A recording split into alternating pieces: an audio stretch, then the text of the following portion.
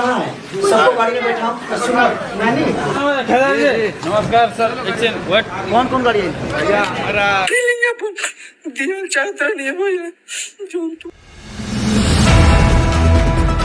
अभी तक की सबसे बड़ी खबर निकल कर आ रही है कि खेसारी लाल यादव पुलिस प्रशासन को लेकर पहुंचे पंकज सिंह के घर। जी हां दोस्तों, क्या पंकज सिंह को पड़ने वाली है फिर से मार? तो दोस्तों क्या है खबर की पूरी जानकारी बताएंगे आपको डिटेल में, लेकिन उससे पहले अगर आप चैनल पर नए हैं तो वीडियो को दिल से लाइक करके चैनल को सब्सक्राइब जरूर कर लें। तो दोस्तों आइए बिना वक्त गवाए वीडियो को शुरू करते हैं। तो दोस्तों जानकारी के लिए आपको बता दूं कि पंकज सिंह ने जो गाना गाया था खेसारी की बेटी पर, उस गाने को खेसारी लाल यादव डिलीट करवा दिए हैं। जी हाँ दोस्तों, गाना डिलीट होने पर पंकज सिंह को आ गया बहुत गुस्सा और लाइव आकर देने लगे खेसारी लाल यादव को गंदी गंदी गालियां। दरअसल दोस्तों पंकज सिंह का कहना है कि खेसारी लाल यादव मेरा 2 साल से कोई भी गाना रिलीज होने नहीं दे रहे हैं, इसीलिए मुझे तंग आकर गाना पड़ा ये गाना।